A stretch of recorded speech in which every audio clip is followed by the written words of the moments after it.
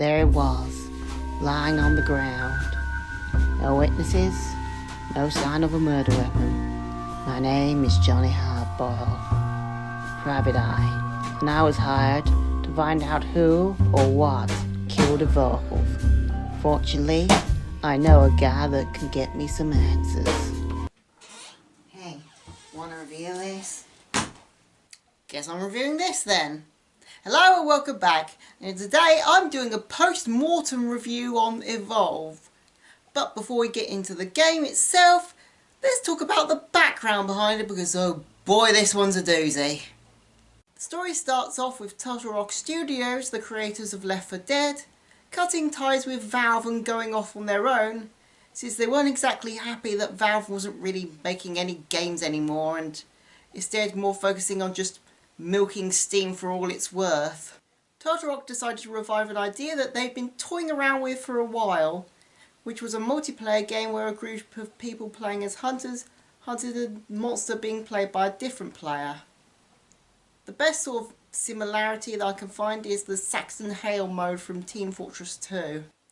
Anyway, Turtle Rock decided to bring this idea to a publisher, only for that publisher to go immediately bankrupt, and instead moved the idea to a different publisher, that being 2K.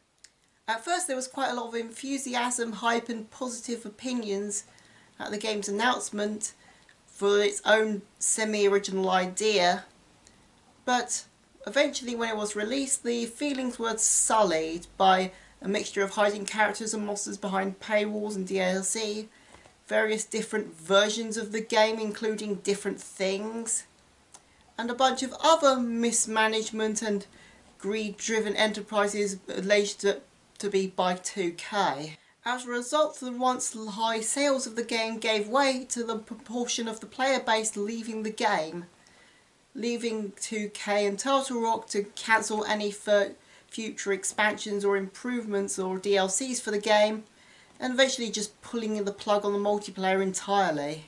After that experience, Turtle Rock Studios moved on to making Back 4 Blood, which is basically just Left 4 Dead again, but not as good.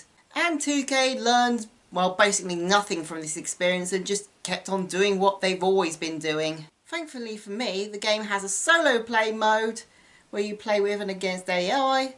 As is, the game doesn't really have a story to speak of. I guess we're just heading into the gameplay then.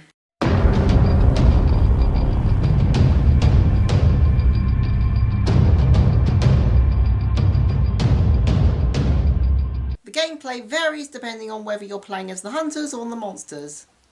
On the hunters part you have 4 characters, each with their own class, consisting of Assault, who have big gun he used to shoot! Trapper, who uses their abilities to track down and trap the enemies in a certain area. Medic, who heals people.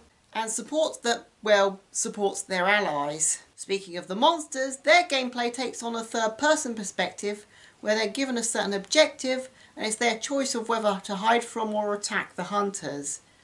They can also consume the animals hidden around the area to regain shield, and if they eat enough animals they can evolve, gaining some upgrades to their abilities as well as increased shields and health. The primary objective of most matches is for the hunters to kill the monster or vice versa, with a secondary objective in some of the matches. Speaking of matches, there are certain different types of matches, such as standard hunts, defense missions where the hunters have to defend certain infrastructure from the monster, cage matches where the monster and the hunter fight multiple rounds to see who can win the most out of 3, escort missions where you essentially have to save a bunch of NPCs and get them to the evacuation point before the monster can kill them all, and there's egg destruction where the hunters have to destroy the eggs while the monster tries to stop them. Gameplay also has primary mode, quick play where you basically just play a single match, and evacuation where you have to play 5 matches in a row. The game has 5 characters for each class plus 5 monsters. The first ones you get by default, the second and third ones you have to unlock by completing certain objectives for the previous character or monster in that category, And the third and fourth ones you have to buy off the store, which I'm not sure even exists anymore.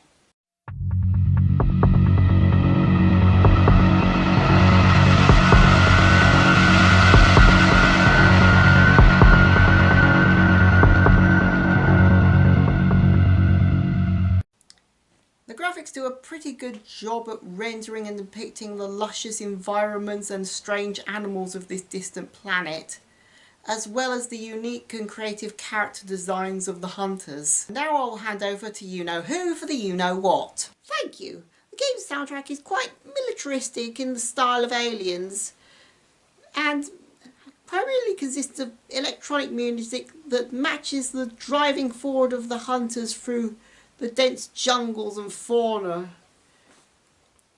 The game doesn't really have any standout musical tracks to say, and quite a lot of them consist of a lot of drumming. Yeah, I think that basically covers it. Thank you, Music Meister, and now on to my final thoughts.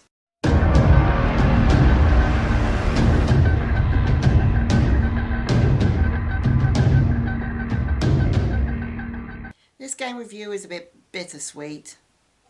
While the game is a bit too repetitive and limited to be considered one of the all-great multiplayer games, I don't think it was bad enough for the company to just pull the plug on it altogether. Given enough time, it could have created its own niche and small fandom and player base, but instead they just decided to cut their losses and run because it didn't make the big bucks or be the next big thing. Ironically, Evolve failed to, well, evolve. Well, I suppose you could guess this game second hand. Admittedly, you can never really play it again like it was originally intended. And as such, it's hard to say how much enjoyment you would get out of it. Well, that's all from me. Now, if you excuse me, I've got to give this one back to Johnny.